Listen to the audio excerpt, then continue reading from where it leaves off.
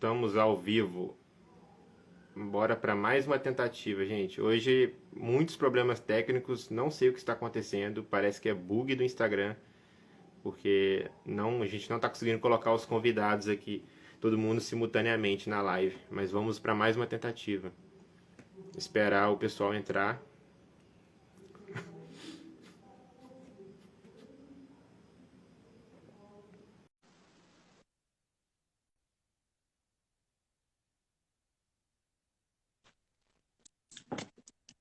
Oi, Léo. Oi, tá tudo certo comigo? Treinar? Tá, agora eu vou Acho que colocar o agora Neto. João, tá tudo. Vocês me escutam, me veem, tá tudo certo? sim, Perfeitamente. Oi, Neto. agora foi. Nos ouve bem? Nos vê? Viva! Agora sim, né? Poxa, só posso te pedir desculpas, mas o Instagram hoje está bugado. Isso É. acontece. Bom, vamos lá, então, direto ao ponto. Eu não sei se você tinha escutado a minha pergunta, mas eu vou repetir. Eu quero começar falando sobre a política aqui de Baixo Guandu, né? O atual prefeito Lastênio Cardoso sancionou o projeto de lei que altera o próprio salário dele de 12 mil para 23 mil reais, um aumento de quase 100%, que faz com que ele tenha um dos salários maiores aqui do estado do Espírito Santo. Além dele, vice-prefeito, secretários, vereadores também ganharam reajuste salarial. Quais impactos econômicos que um aumento dessa magnitude tem para as contas públicas de um município com baixa a média arrecadação? Boa noite. Bom, primeiro eu quero agradecer pelo convite, cumprimentar todos aí do Conexão News, Tainá, João Marcos, Leonardo, dizer que é uma alegria participar aqui com vocês. O que acontece em Baixo Guandu hoje é um misto de incapacidade administrativa com imoralidade e má-fé, né? Isso é fruto da baixa formação política do povo brasileiro, que infelizmente elege pessoas que não têm compromisso com a organização do Estado, no caso o município, né? E não tem projeto para melhorar as condições reais de vida da população, não tem projeto de desenvolvimento, né? Então o que nós estamos vendo em Baixo Guandu hoje é uma sucessão de erros administrativos, e essa questão do salário, ela vai impactar sobremaneira as contas públicas, né? Mas não é só isso. Não existe a contraprestação, quer dizer, eles estão recebendo salário sem mostrar serviço para a população. Pelo contrário, a cidade, nesse quase um ano e meio aí de mandato, já se mostra completamente diferente do que era quando a gente entregou. A gente entregou uma prefeitura rica, né, com a arrecadação que nós conseguimos dobrar ao longo do nosso mandato. E como é que você dobra uma arrecadação? Você tem que investir em profissionalização da administração, investimentos para fazer a abertura de novos negócios, fortalecer a economia local, atrair, né, novos empreendimentos. E aí você, com mais tributos, você aumenta a arrecadação. Então, a gente encontrou a prefeitura arrecadando cerca de 60 milhões de reais por ano, e ao final do mandato, a arrecadação passa agora de mais de 120 milhões de reais. Quer dizer, nós dobramos a arrecadação. Isso não aconteceu com quase nenhum município do Brasil, né? Nem mesmo com o governo federal e nem mesmo com os estados. Então foi uma gestão muito exitosa. Infelizmente a população cochilou e elegeu uma maioria de pessoas que não têm compromisso com a população, e sim com os próprios bolsos. Além desse aumento de salário absurdo, que eu espero que a população lembre nas próximas eleições, para não votar mais em candidatos de baixo nível como esse, a prefeitura também criou, a Câmara aprovou, a pedido do prefeito, a criação de mais de 500 cargos de confiança, que são aqueles cargos que o prefeito pode exonerar e contratar sem concurso público, sem nenhuma aferição de capacidade, né, ou de currículo, quer dizer, só para cumprir os compromissos de campanha. O que aconteceu no Guandu, na verdade, foi que a população cochilou e o resultado adverso das eleições criou esse mandato desastroso aí que está se demonstrando, na verdade, um desgoverno para a sociedade. Eles estão se aproveitando das riquezas que nós criamos ao longo do mandato. E aquele ditado, né? Morcego que nunca comeu melado se lambuza. Eles estão metendo a mão e estão se aproveitando do dinheiro público. A população não vê melhorias. É uma lástima isso. Léo? Bom, boa noite. Neto, primeiro, obrigado pela paciência aí com a live, falando isso até em meu nome, em nome de todos aqui. E eu queria que você contasse um pouco o seguinte, eu moro aqui no Rio Grande do Sul, assim como a Tainá, eu queria que você contasse um pouco sua trajetória e como é que você entrou no PCdoB, como é que foi a sua chegada, quais os projetos que você fez, por que você se interessou por política, pelo PCdoB, como é que foi isso? Eu tenho a tradição de ser de uma família de políticos, né? A gente tem na nossa cultura familiar essa missão de procurar ajudar a organizar a comunidade. Meu pai foi prefeito por 3 mandatos, foi deputado estadual, foi vereador. Meu bisavô foi vereador, meu avô foi vereador. E eu comecei, na militância estudantil, a conhecer o PCdoB, me apaixonei, me filiei e fui vereador no ano de 2000. E também consegui ser presidente da Câmara. E de lá para cá eu disputei várias eleições para deputado estadual, para vereador. Fui o mais votado na minha candidatura à reeleição para vereador. Depois fiquei na suplência para deputado estadual, cheguei a assumir por um curto período de tempo. E depois consegui alcançar a vitória para governar o meu município, que para mim eu acho que é uma grande honra, né? Você poder governar o município que você mais ama. E a gente fez um excelente mandato. Baixo Guandu foi uma das cidades que mais cresceu no Brasil. A gente conseguiu debelar problemas aí históricos, como a violência, por exemplo, que é uma chaga que atinge a toda a população brasileira. A gente conseguiu índices aí que desde a nossa fundação nunca foram alcançados. Por exemplo, a gente ficou mais de um ano sem um único homicídio na cidade. Quer dizer, Baixo Guandu é uma cidade interior do Espírito Santo, sempre foi muito violenta. Quando a gente assumiu, era uma das mais violentas do país.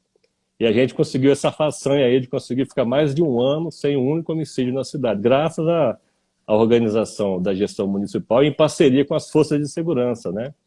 A gente criou o GGIM, que é o Gabinete de Gestão Integrada Municipal, que se reunia constantemente para debater as questões de segurança. Então, resumidamente, a minha trajetória política se deu por essa inspiração familiar, mas também pela necessidade de modificar as coisas, né? A população tem uma visão muito deturpada da política e isso é um projeto, né? As pessoas são instadas a não participarem da política para sempre dar espaço para os mesmos, e isso tem acontecido desde sempre no nosso país. É preciso de mudar essa realidade. A gente entrou, conseguiu cumprir as promessas de campanha e entregou ao final do mandato uma bela gestão e um município completamente modificado. Tainá? Bom, boa noite, Neto, tudo bem? Boa noite, Tainá. Eu queria saber a tua opinião sobre as eleições para presidente. Como é que tu vê a candidatura do Lula com o Alckmin como vice? Bom, antes é preciso lembrar que a gente vive uma situação muito delicada no país, né? Com afrontas à Constituição, rotineiramente aí, patrocinadas principalmente pelo presidente da República. Isso tem ecoado em todo o país. A gente não pode se esquecer do Brasil, que permitiu o impeachment de uma presidenta que não tinha cometido crime algum. Isso mostra uma deteriorização, inclusive moral, das nossas instituições.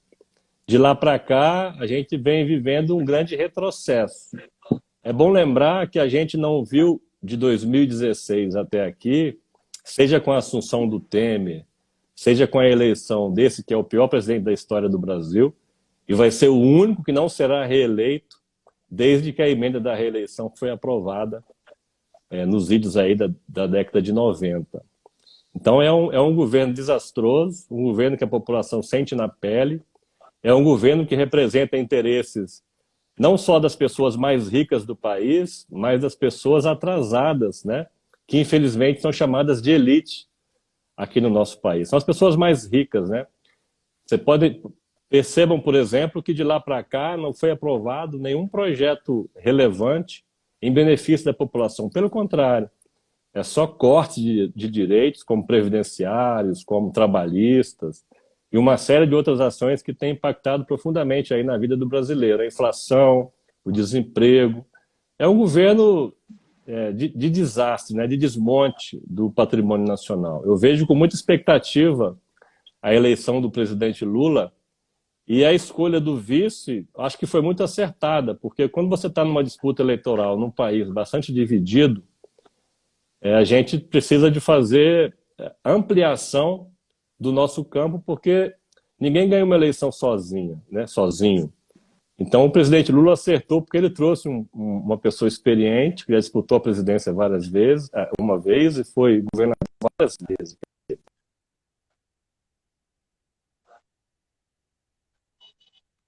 A expectativa de ampliar, na medida em que ele traz eleitores.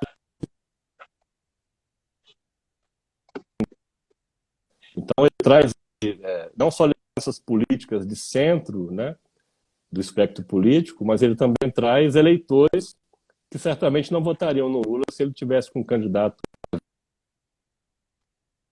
do campo progressista. Neto, você pretende se candidatar a deputado estadual, certo? Cargo que, inclusive, já ocupou entre 2006 e 2007. Há uma expectativa por renovação na bancada da Assembleia Legislativa do Espírito Santo, com a possibilidade da eleição de mais representantes do campo progressista. Se eleito, você pretende trabalhar em conjunto com partidos como o PT, o PSB?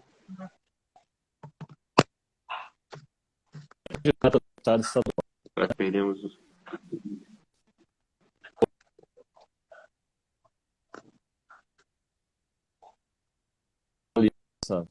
formal, quer dizer, uma federação entre o PCdoB, o PT e o PV. Então, a gente vai disputar as eleições com essa formação, quer dizer, a gente vai eleger uma bancada da federação, seja eleito pelo PCdoB ou pelo PV. Sem dúvida nenhuma, a gente luta para fazer a renovação, não só da Assembleia, mas da política de modo geral, né?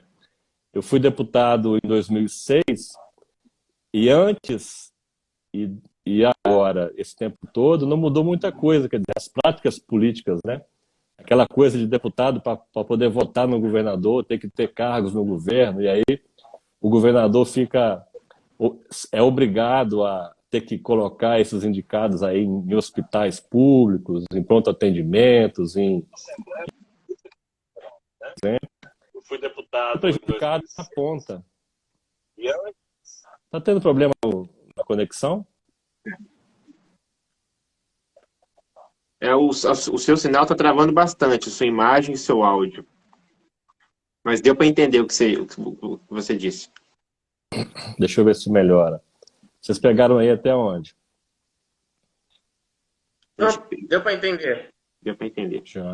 Léo, quer fazer a sua pergunta agora?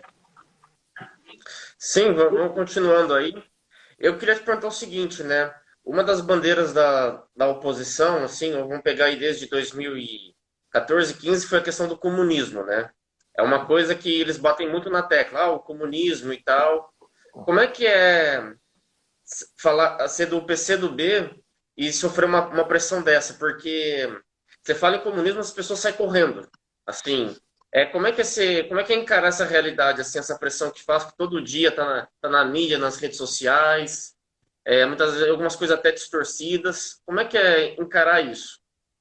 É o desafio, né, Léo? Porque a gente vive num país onde o capitalismo é muito atrasado, né? Há lugares, inclusive, que o capitalismo nem chegou no Brasil. A gente lembra que a nossa industrialização começou muito tardia, da década de 30, né? Ali com Vargas. Quer dizer, a gente acabou com a escravidão ali no finalzinho da década de 80 do século XIX. No século XX, a gente começou com uma industrialização.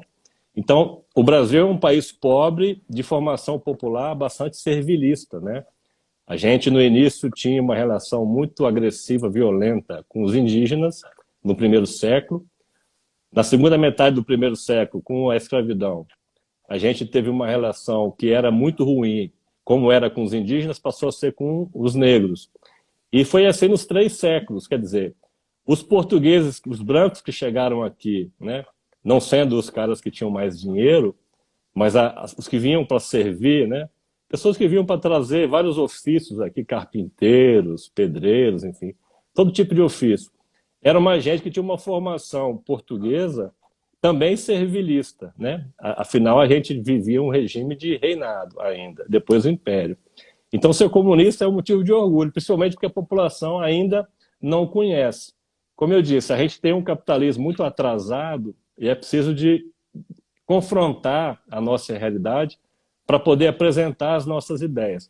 Se a população soubesse que quem lutava contra a escravidão era chamado de ladrão comunista, a pessoa começa a pensar e começa a... Peraí, será que aquele pessoal lá que eu fui criado, educado para ser contra? Porque existe um projeto de país, né? Se a população, que é a maioria de mulheres, maioria de negros, maioria de pobres, participasse da política e não fosse enganada, a gente teria uma nova realidade. Mas como é que a burguesia consegue convencer o eleitor pobre, ou a mulher, ou o preto, a votar nos candidatos da elite? Se eles falassem de economia, eles não teriam sucesso. Então eles têm que criar símbolos, através da religião, através de imagens negativas do comunismo, como a questão que aconteceu na Revolução Cubana, por exemplo, quando as pessoas propagavam, né, em larga escala, isso é um projeto de intervenção externa, de que, por exemplo, o comunista comia criancinha, né? Então, a chamada Operação Peter Pan, não sei se vocês conhecem essa história. Eles distribuíam panfletos em Cuba, dizendo que lá na União Soviética, que tinha acontecido a Revolução Soviética já em 17, né, bem antes da Revolução Cubana, e eles diziam que aquela ideia de sociedade igualitária, sociedade comum a todos, era uma ideia negativa à população. E isso pega no mundo todo. A ditadura explorou muito isso, e até hoje tem pessoas que têm essa educação deturpada, vinda da ditadura militar, contra os comunistas. Mas se você observar o que os comunistas fazem quando estão no parlamento, a bancada federal do PCdoB na Câmara dos Deputados é uma pequena bancada, hoje está com 7 deputados, mas é uma das mais aguerridas e uma das que mais trabalham para a população e tem o reconhecimento. Se você vê o que o Flávio Dino fez no governo do Maranhão, né? Se elegeu pelo PCdoB, ficou 4 anos depois, se reelegeu pelo PCdoB, agora foi para o PSB. Mas a gente faz governo, a gente faz política, a gente faz desenvolvimento econômico. O que nós temos que mostrar para a população é que nós temos que falar de economia. Política, acima de tudo, é uma questão econômica, é a arrumação da nossa casa. Se a gente falar disso, a gente consegue sucesso. Eu não me sentiria feliz se eu fosse um político tradicional desses normais que tem por aí, e é a grande maioria, que só se preocupam com o mandato. É muito mais fácil ser eleito numa conjuntura onde o país é atrasado, a população mal educada, e existem esses símbolos todos aí que deturpam as imagens das configurações políticas, seria muito mais fácil ser um candidato de partido de direita, por exemplo, porque lá você já fala para a grande maioria que está educada, né, já está acostumada, e às vezes sente bem quando houve uma mentira, porque é assim desde sempre, tem mais dinheiro, né? Os candidatos da direita conseguem, porque representam o capital, então conseguem financiamento de campanha, conseguem dinheiro para comprar voto, conseguem facilidades. As estruturas de poder, que estão todas contaminadas com pessoas desse campo atrasado, né? É assim o judiciário, é assim o Ministério Público, é assim todas as estruturas de poder pública e privada do nosso país. Então, ser comunista é um grande orgulho. E quando a gente é testado pela população, a gente consegue mostrar que a gente faz os melhores resultados no campo da política. Tainá. Neto, eu queria saber a tua opinião. Saiu essa semana os valores que a família, a antiga família, os descendentes, na verdade, da família imperial brasileira, ainda recebem do governo. E chega a quase 5 milhões por ano. A gente já é um país capitalista, um congresso, não temos mais família real para governar o país. Por que ainda não foi tirado essa pensão deles ainda? Porque o Brasil é um país atrasado, né? E é um país majoritariamente comandado por esse pensamento atrasado de direita. Então, por exemplo, as pessoas que criticam a esquerda, será que elas sabem que nós nunca tivemos um Congresso Nacional de maioria de esquerda? É sempre de direita, quer dizer. Isso vale para todos os parlamentos, tá? É também assim no município, é assim no Estado. Então, essa turma que veio para cá da Europa para assumir o Brasil, né, no dito descobrimento, desde então mudou muito pouco essa mentalidade. O pessoal faz muita piada com português, mas o português conseguiu uma façanha muito grande, que primeiro unificar o Brasil, né, até fazer ampliar as fronteiras, e conseguiu colocar na cabeça das pessoas esse servilismo que atrasa a gente e não permite a gente avançar. É assim nessa relação da família real, é assim na política, é assim nas decisões judiciais. A gente tem que passar limpo a nossa história. Por exemplo, na ditadura militar, os marginais que usavam fardas, né, e deram um golpe, comprados pelos Estados Unidos, isso é documentado, isso não é uma conversa, isso foi documentado, né? A Operação Condor, ela patrocinou golpes em toda a América Latina, inclusive no Brasil. Então, esses militares não são patriotas, eu estou dizendo os golpistas, tá? Há militares realmente que buscam a soberania nacional, que são patriotas de verdade, mas existe um conjunto desses que são mamateiros, por exemplo. Você falou da família real, mas se as pessoas soubessem quanto ganha esses grandes militares aí da alta cúpula das Forças Armadas, vivem em mansões pagas com dinheiro público, recebem aí uma fortuna por ano, tem alguns que são até marechais sem nunca ter ido para uma guerra. Então, esses atrasos, eles são sistêmicos. E são esses atrasos que fazem com que o Brasil tenha uma realidade de vida tão ruim, tão perversa para a sua população.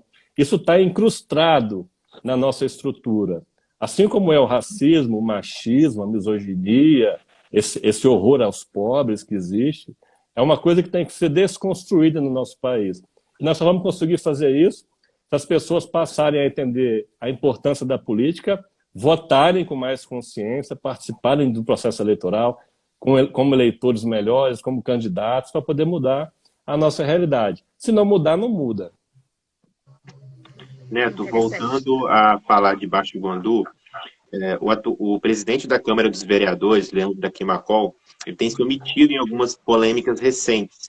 Quando houve a questão da mudança de nome do Parque da Lagoa, ele não participou da votação, por ser o presidente da casa. Mais recentemente, quando vem à tona a questão do reajuste salarial, ele também não quis falar sobre isso, não se posicionou, não quis dar entrevista para a imprensa, e não se sabe ao certo até que ponto o Leandro é aliado ou não de Lastênio, já houve supostos áudios vazados de atritos entre os dois. Você acha que o Leandro evita se comprometer nessas questões que são de interesse público porque ele almeja uma candidatura a prefeito no próximo pleito? Ele é um pau-mandado do prefeito, né? Ele e a maioria da Câmara se comporta dessa maneira. Eles têm benesses do governo, cargos públicos na prefeitura, existe um troca-troca ali, por exemplo, parentes do prefeito que são empregados na Câmara Municipal e vice-versa, chamado barriga de aluguel. Isso é nepotismo, né? Não sei ainda como é que as autoridades não deram em cima deles em relação a isso. Mas ele, como aqueles que aprovam tudo que o prefeito manda, eles são pau-mandados. O que aconteceu no Guandu foi o seguinte, João. Eles me caluniaram durante 8 anos e, na verdade, o que eles estavam dizendo é aquilo que eles queriam fazer caso vencesse as eleições. A população cochilou, deixaram uma turma que não tem o respeito da população. Ninguém, por exemplo, colocaria o prefeito para ser gerente de uma empresa dele, lá na iniciativa privada. Quer dizer, se ele não serve para ser gerente de uma empresa, nem um pequeno botequim de esquina, como é que ele poderia ser prefeito? Então, eles se juntaram ali, se aproveitaram dessa baixa formação política da população, a população trabalhadora, empreendedora, que estava vivendo um momento bacana do nosso município, desse crescimento, cochilou e deixou que pessoas mal intencionadas prometessem emprego a todo mundo e falcatruas em contratos. E essa ideia venceu as eleições, infelizmente. Uma diferença pequena, né?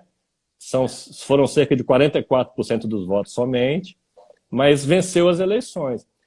É tão difícil essa situação que quando acabou as eleições no domingo, na segunda-feira, parecia que a cidade estava de luto. O comércio abriu as portas, com todo mundo se perguntando, mas o que aconteceu? O que houve com a nossa cidade? Houve isso. As pessoas se acomodaram e deixaram quem faz política de baixa qualidade convencer. Infelizmente, tem muita gente que ainda vota atrás do empreguinho público ou em falcatrua de contrato. Por isso é que eles criaram agora esses mais de 500 cargos de confiança aí com altos salários, que é para poder contemplar essa parcela da população aí que ainda se vende em troco de voto e benesses e não pensa num projeto maior que seria a cidade. Neto, você afirmou via redes sociais que a atual gestão de Baixo Guandu decidiu extinguir a Secretaria de Esportes e Lazer. A reportagem do Conexão entrou em contato com a pasta, mas eles negaram essa informação, disseram que não procede. Você quer comentar o assunto? Claro, está na lei. Essa reforma administrativa, onde foram criados mais de 500 cargos de confiança com altos salários, ela também modificou a estrutura organizacional da prefeitura. Então, nós não temos mais, por exemplo, Secretaria de Desenvolvimento Econômico. Virou um departamento. Assim também como nós não temos mais Secretaria de Cultura, Secretaria de Esporte, Secretaria de Serviços Urbanos. E aí daí você vê que o interesse deles não é gerir a cidade, não é desenvolver. Eles não têm um projeto de cidade. Eles estão querendo voltar àquela época de fazer convênios com o governo do estado, com o governo federal, e consumir o dinheiro da arrecadação própria, que nós trabalhamos com muito afinco para poder aumentar. Eles estão, como eu disse, se lambuzando dos recursos públicos, não estão mostrando serviço para a população. A cidade está suja, a violência aumentou, os roubos, furtos aumentaram muito, está assustando todo mundo. Eles não têm projeto de nada e tem muito dinheiro, absurdamente. Eles têm não só a arrecadação que melhorou muito, nós deixamos mais de 30 milhões de reais em caixa, como eles têm também o recurso da Fundação Renova, são mais de 200 milhões de reais que o município vai receber. Já está recebendo, a gente garantiu 5 milhões para a educação, a gente ia fazer uma nova escola Professor José Nunes, ali no centro da cidade.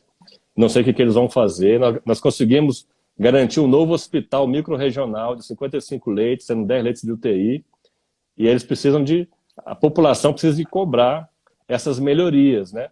O prefeito está falando aí que conseguiu recurso para fazer uma ponte. Assim, a cidade é uma cidade pequena de interior, já tem 3 pontes e vai fazer mais uma ponte. Quer dizer, nós quase conseguimos acabar com as ruas sem pavimentação. A gente fez uma revolução de obra de infraestrutura na cidade, tanto nos bairros, nos distritos, também no centro da cidade. Então, as nossas metas era revolucionar o município, era desenvolver a cidade, humanizar o município. O que eles estão fazendo é se usufruir do recurso público e com baixíssima qualidade, pouco aproveitamento e sem solução para os problemas que realmente afligem a vida da população. Léo? Voltando aqui a falar agora de um cenário mais nacional, internacional, até histórico, até que você mencionou, por exemplo, que na época da escravidão, né, quem era a favor de libertar os escravos era chamado de comunista, tal. Isso tinha uma pegada também por causa da revolução que aconteceu no Haiti, né, do Haiti ter conseguido a independência, tal. Então aquilo assustou muita gente. Aí um tempo depois teve a revolução zapatista no México também. Depois veio em Cuba.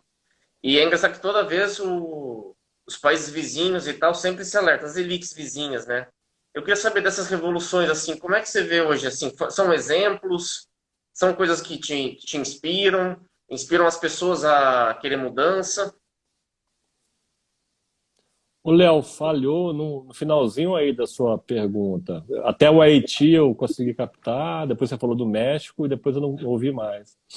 Aí eu falei mencionei também em Cuba, quando o Fidel Castro tomou o poder, e que tudo isso alarmava as elites, né? Principalmente a América Latina, nos Estados Unidos, quando o Hugo Chávez assumiu na Venezuela também, né? E principalmente a elite venezuelana, os Estados Unidos,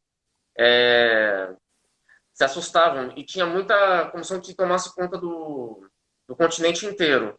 É uma luta difícil, digamos assim, entre elite contra essas revoluções. Você vê essas revoluções que eu mencionei, Haiti, México, Cuba, Venezuela, como inspirações?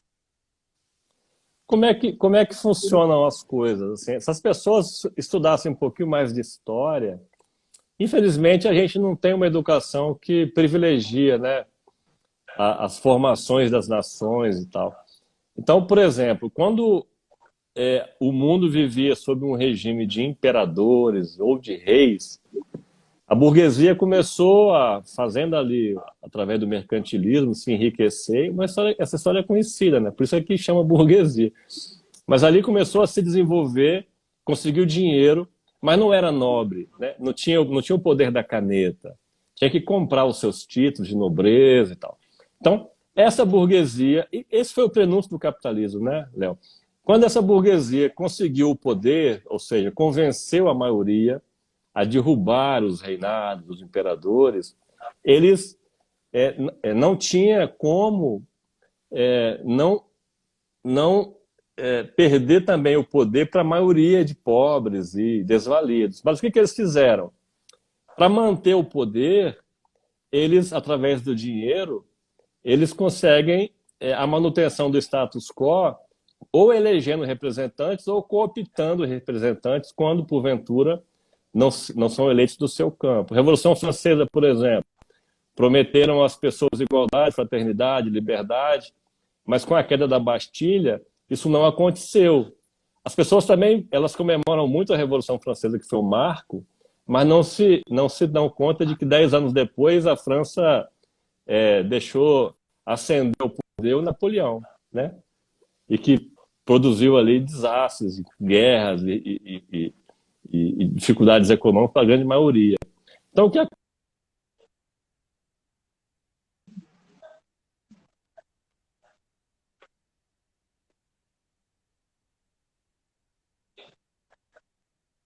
coisas que são abomináveis, né? A ignorância ali é mato. Então, de uma revolução social, quando a maioria vai ascender ao poder e vai, portanto, dar as cartas do jogo, eles não permitem isso. Por que acabaram com a escravidão? Acabaram com a escravidão porque a Inglaterra, onde começou a Revolução Industrial, precisava de pessoas para comprar os seus produtos da indústria, né? Porque naquela época a grande maioria era escravos. Então, como é que o escravo que não tinha salário ia poder comprar uma camisa, ia poder comprar um produto feito pela indústria? Então, a Inglaterra, que se enriqueceu, que desenvolveu a maquinaria, que fez a maior marinha daquela época, superando Portugal e Espanha, que vieram para as Américas aqui, né, que eram as mais fortes da época, mas foram suplantadas pela força da hegemonia britânica. Eles começaram a proibir, por exemplo, o transporte de negros no Atlântico, e por isso criou-se o tráfico negreiro. Então, as pessoas não têm noção de que não foi uma benesse, um presente das elites brasileiras. Pelo contrário, o fim da escravidão se deu pela pressão inglesa, porque queria assalariados, então tinha que acabar com o trabalho escravo, né?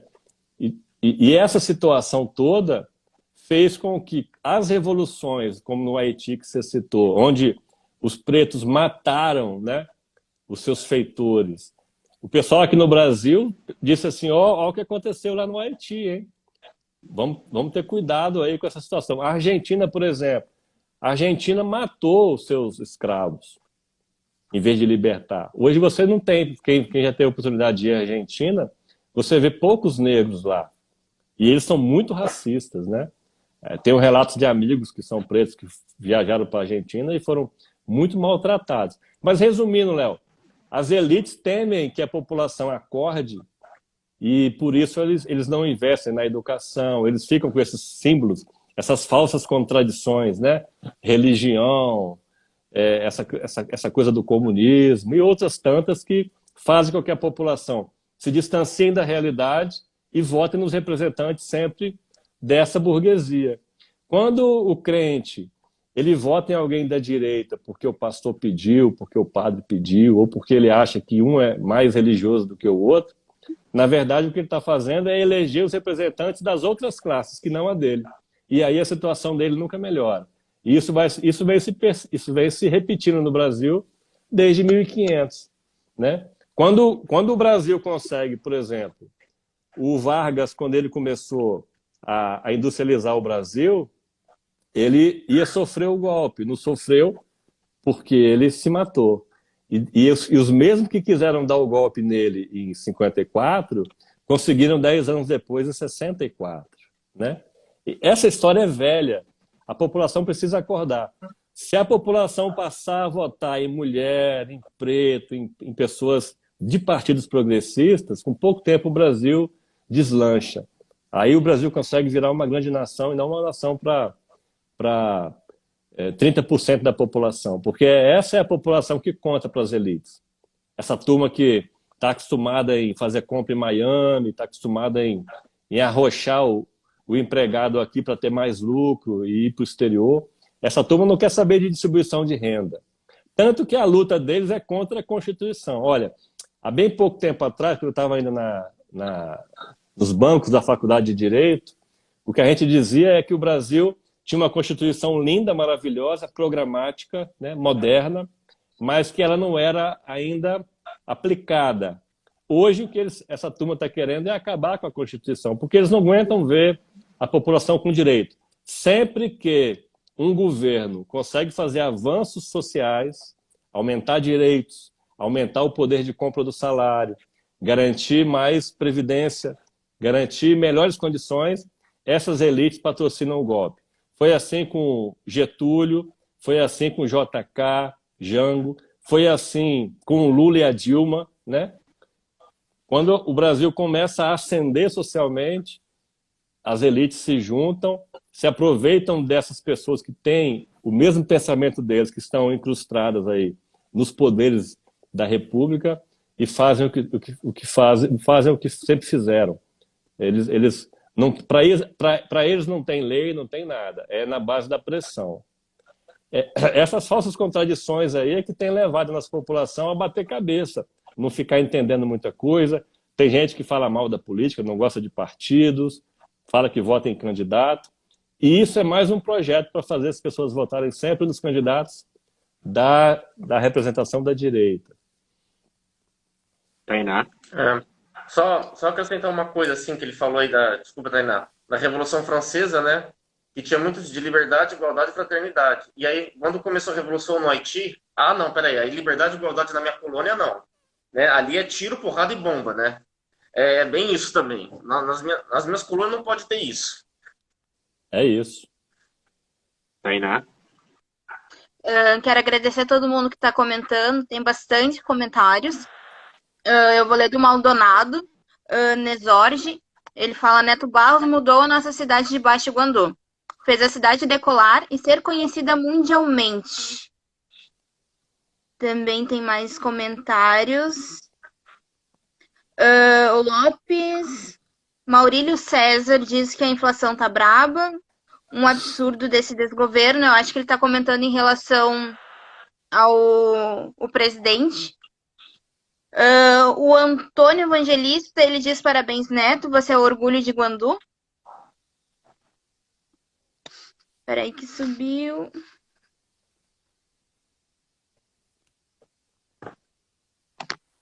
Tem bastante comentário, agora eu me perdi, desculpa.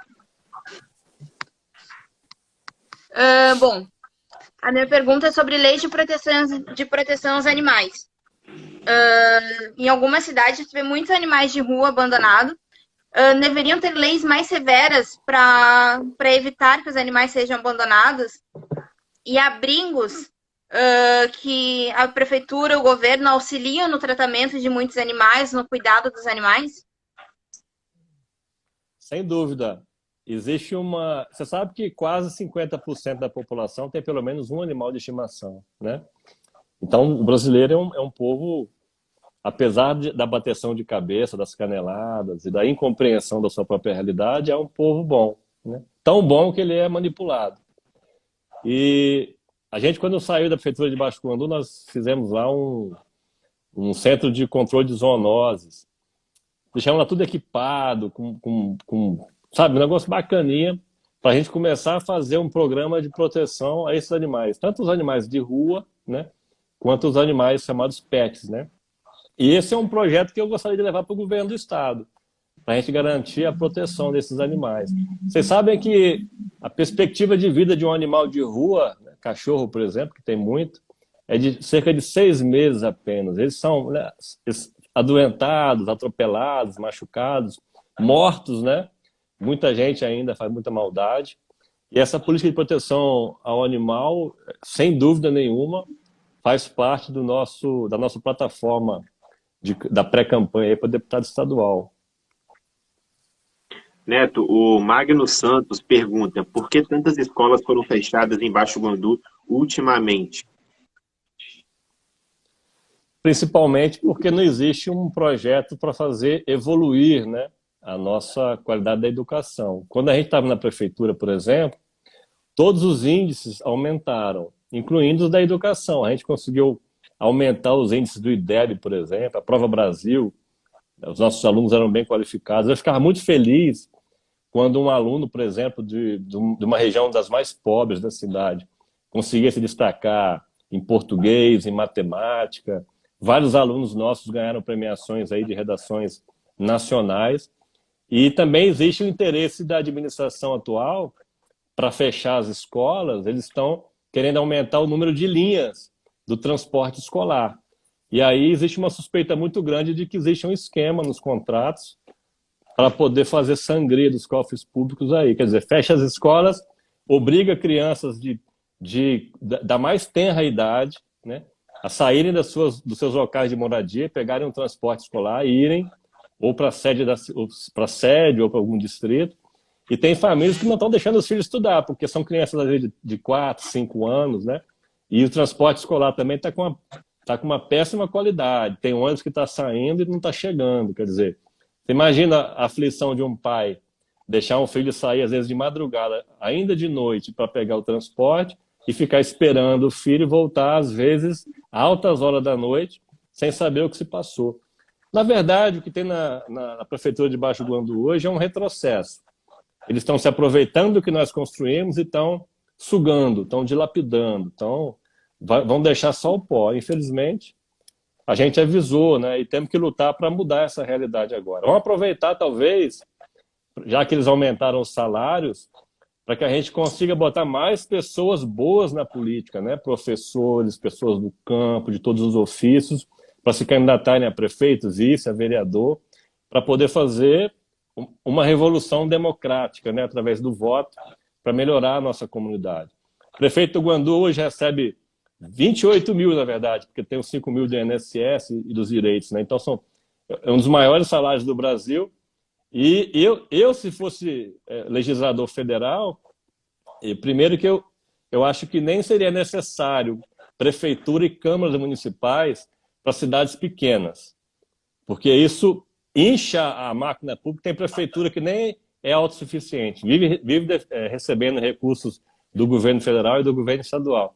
Mas imagina se os políticos do Brasil, em vez de receber salário, recebessem produtividade. Ia ter muita gente aí que não ia receber nada, não é não? E o que acontece em Baixo Guandu? Mas já que eles aumentaram o salário absurdamente, quem sabe a gente não consegue botar pessoas mais decentes na política, né? Ressalvando aí que tem exceções, né? Em Baixo Guandu não é 100% da classe política bandida e incompetente. É a maioria hoje, infelizmente. Mas também tem pessoas boas. O meu sonho era que a população acordasse, se politizasse e conseguisse eleger pessoas mais decentes, para a gente aprovar um baita programa de governo, muito mais ousado, para fazer essa cidade ser uma das cidades melhores para se viver e com uma das melhores referências da política e de desenvolvimento para todo o nosso país. É o meu sonho ainda. Neto, um dos elogios mais comuns em relação aos 8 anos que você passou no poder em Baixo Guandu foi sobre a atenção que foi dada às obras de infraestrutura, ao lazer, né? Você investiu bastante no parapente, aqui nos campeonatos de parapente em Baixo Guandu, mas a oposição, né, que atualmente está no poder em Baixo Guandu, se elegeu com um discurso de que faltava investimento em educação, em saúde. Eu queria que você fizesse um balanço do tempo que você passou governando aqui o município. O que você já falou que teve de bom, mas e o que teve de negativo? O que você acha que faltou, que ficou a desejar, que hoje, se você estivesse no comando novamente, você faria diferente? A grande dificuldade para qualquer gestor, né, no caso, chefe do executivo, é o legislativo que, na maioria das vezes, eles não têm formação política, né, só puxam a brasa para a sardinha deles e querem perpetuar essas práticas políticas antigas do toma lá da cá e não pensam na população. Então, na minha época, era muito difícil aprovar um projeto. Por exemplo, quando eu entrei na prefeitura, não existia o Plano Municipal de Educação. Imagina, O município estava com quase 80 anos já de existência e não tinha um plano municipal de educação. Nós elaboramos o plano democraticamente, enviamos para a Câmara e foi aprovado. Porque quando você faz também projetos dessa envergadura, muitos parlamentares são preocupados com a coisa corriqueira ali, a coisa comezinha, né? A tampa do bueiro. Quando você fala de um plano municipal de educação, você aprova uma proposta pedagógica para que todos os alunos tenham a mesma qualidade de ensino, seja no centro, seja nos distritos, seja nos bairros, você, às vezes, encontra dificuldade, mas quando você implanta esse plano, as coisas melhoram. Em Baixo Guandu, a gente conseguiu, em todas as áreas socioeconômicas, avanços. Basta analisar os índices. Eu falei aqui há pouco do aumento da avaliação do IDEB, da boa qualificação na Prova Brasil. Então, houve uma melhoria da evolução do nosso ensino, portanto, da qualidade da educação. Só que esses dados, a população geralmente não absorve e sequer se preocupam, né? A gente profissionalizou a prefeitura, a gente colocou lá, fizemos concursos, né? Priorizamos as pessoas mais qualificadas, elaboramos projetos bacanas, muitos deles foram aprovados, outros tiveram alguma dificuldade. Para vocês terem uma ideia, Baixo Guandu tinha um código tributário, né, que é a lei mais importante para a arrecadação, da década de 70 ainda. Isso em 2013. A gente suou, teve um trabalho danado para poder convencer os vereadores a aprovarem essa lei. E isso fez uma melhoria da arrecadação, junto com a atração de mais empreendimentos, mais negócios. Para vocês terem uma ideia, quando eu entrei na prefeitura tinha 1.500 empresas. Quando a gente deixou, tinha mais de 2.500. Quer dizer, a gente quase dobrou o número de estabelecimentos comerciais, né? A gente fortaleceu a economia, a iniciativa privada. Porque essa gente não... Eu sou muito mais capitalista do que essa gente atrasada que se diz de direita. Essa que é a verdade. Porque a gente investe na produção industrial, no aumento do número de comércios e serviços e tal. Porque não existe, não tem condições de você precisar ter dinheiro, né, dos impostos, sem querer que aumente a produção, que aumente a circulação de riquezas. Isso é um pressuposto, isso é básico. Então a gente fez esse dever de casa. Por isso a cidade melhorou. Baixo Guandu era tido como uma cidade feia do interior, violenta, corrupta. Diziam que lá não tinha, porque não tinha praia, não tinha grandes cachoeiros, não tinha atrativos turísticos, né? A gente abriu as portas da cidade para o mundo através do parapente, quer dizer, investir em esporte, turismo internacional.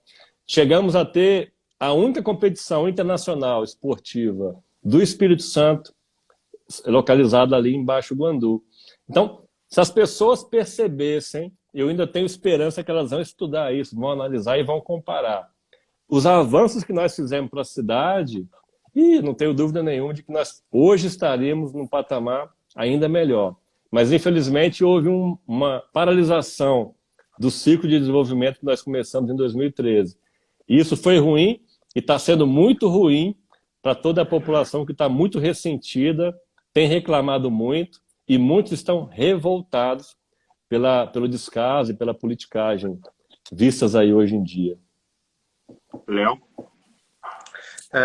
Bom, voltando aqui a alguns personagens históricos, uma das táticas que nós temos quando estamos mencionando algumas revoluções, alguns personagens, é você criar ódio nas pessoas, né? Um personagem que eu quero te perguntar é o Pepe Mujica, do Uruguai. Eu acho ele fenomenal. Ele é um cara que sempre se mostrou de esquerda, socialista, nunca fez média com ninguém, e é um cara que eu não vejo sendo odiado pela direita. Eu não vejo atacarem ele. E ele dava algumas declarações, por exemplo, roubar banco não devia ser crime. Ele fala umas coisas bem polêmicas, assim. E ele foi um cara que ficou... Tudo bem, lá no passado ele ficou preso e tal, por oposição à ditadura, mas ele é um cara que eu acho incrível. Mesmo no Uruguai, que eu já fiquei um tempo, até o pessoal da direita não tinha raiva dele. E aqui no Brasil eu percebo isso, que as pessoas... Ele, como uma figura de esquerda, as pessoas não têm rancor dele. Mesmo ele atacando a direita e tal. Eu queria saber o que você acha que aquilo é um caminho para ter uma figura não odiosa, E por que você acha que as pessoas não têm esse ódio dele, como tem, por exemplo, do Hugo Chávez, do Evo Morales? Existem diferenças de personalidade, né, Léo? O Pepe é um cara que, assim, tá acima da média, né? É um humanista, né? Acima de tudo, né? Acho que até mais do que do campo progressista, o cara é um grande humanista, né? Ele emana isso quando ele se manifesta. Mas a direita venceu lá, né? Depois dele, quer dizer. A luta de classes, ela é presente, as pessoas é que não enxergam. Assim como também, às vezes, nem percebem a lei da gravidade, a luta de classes, ela é real, ela é muito violenta e ela acontece em todo lugar.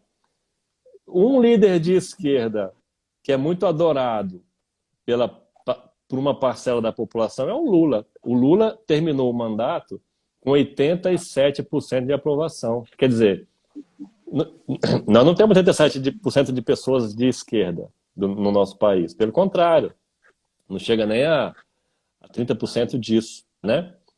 O que aconteceu aqui com ele foi que a direita raivosa, rancorosa, má, que nós temos aqui, produziu uma série de ataques, né?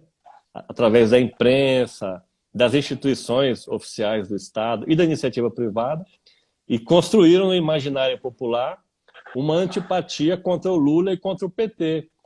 Hoje eu fico até curioso, né? As pessoas que votam no Bolsonaro ainda, né?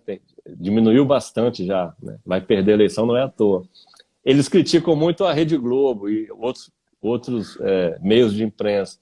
Mas por que então que eles não desfazem aquilo que a Rede Globo produziu de antipatia contra o Lula, contra o PT, contra a própria esquerda? Não é uma contradição? Então acho que isso vai de cada um. O Hugo Chávez, por exemplo, lá na Venezuela, o Hugo Chávez ele garantiu o poder junto com as Forças Armadas. Olha que contradição. Aqui no Brasil, as Forças Armadas têm esse viés golpista aí, né? Porque estão ali, os mamateiros estão ali, né? Doidos ali com maiores soldos e tal. Isso é a cúpula, né? Os conscritos, os recrutas ali, eles é que ficam servindo na bandeja a picanha, a cerveja, né? É diferente. Então, há diferenças de lideranças porque há diferenças da formação social. Não tem nenhum país igual ao outro, assim como não tem nenhuma cidade igual a outra, né? Baixo Guandu, ali no Espírito Santo, ele faz divisa com Minas, ele tem o município de Aimorés, que é vizinho dele ali. 5 quilômetros, dá para ir de bicicleta. Mas, assim, é completamente diferente a formação social, o imaginário popular, sabe? Assim, o Brasil é diferente, e também são diferentes as lideranças, né? A gente tem essa dificuldade aqui. Mas o Pepe é um cara acima da média, né? Ele está ali, está no panteão ali de lideranças internacionais como um dos caras mais, acho que, a meu ver, de mais excelência, assim. Tainá? Tem um comentário.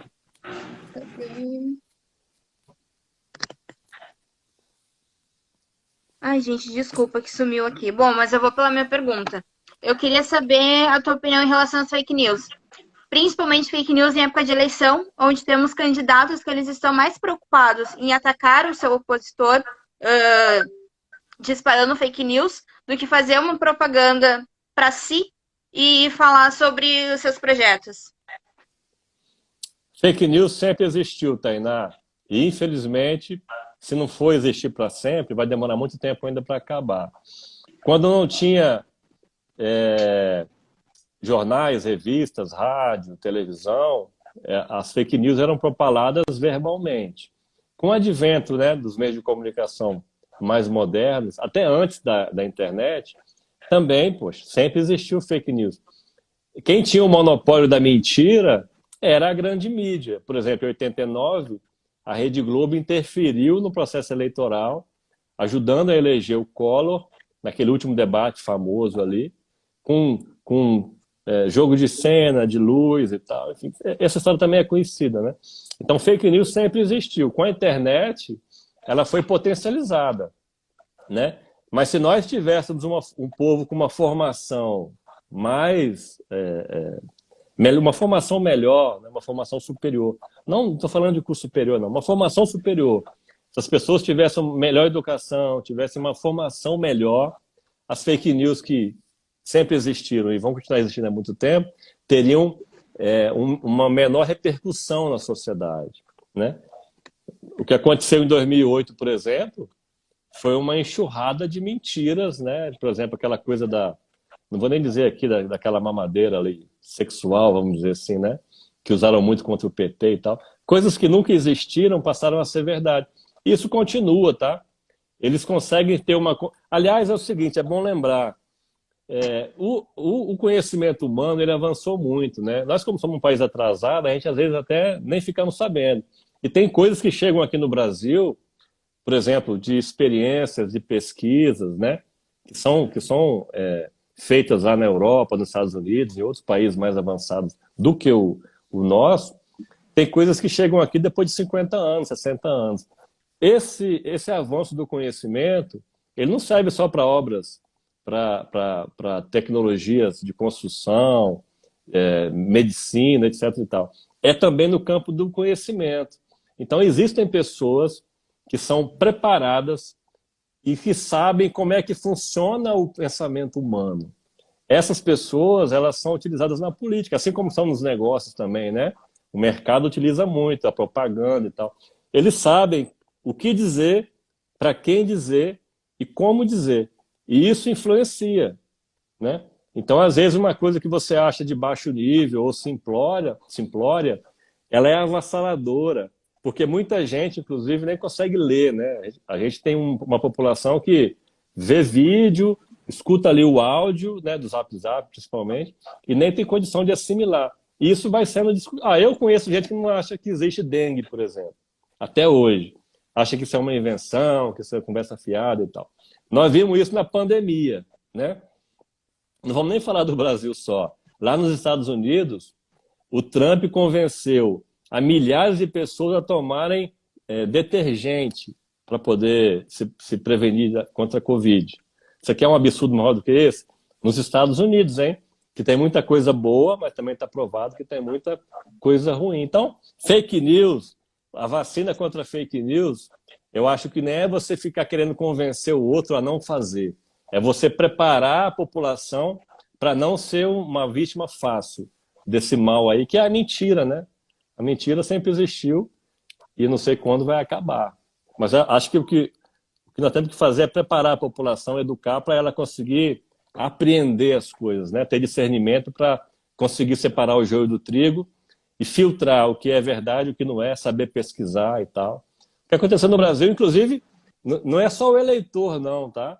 Muitos líderes também, prefeitos, vereadores, deputados, presidente da República, governadores, muita gente contrariou na pandemia, agora falando do Brasil de novo, muita gente contrariou na pandemia aquilo que a academia dos países mais desenvolvidos do mundo diziam e alertavam e orientavam, né?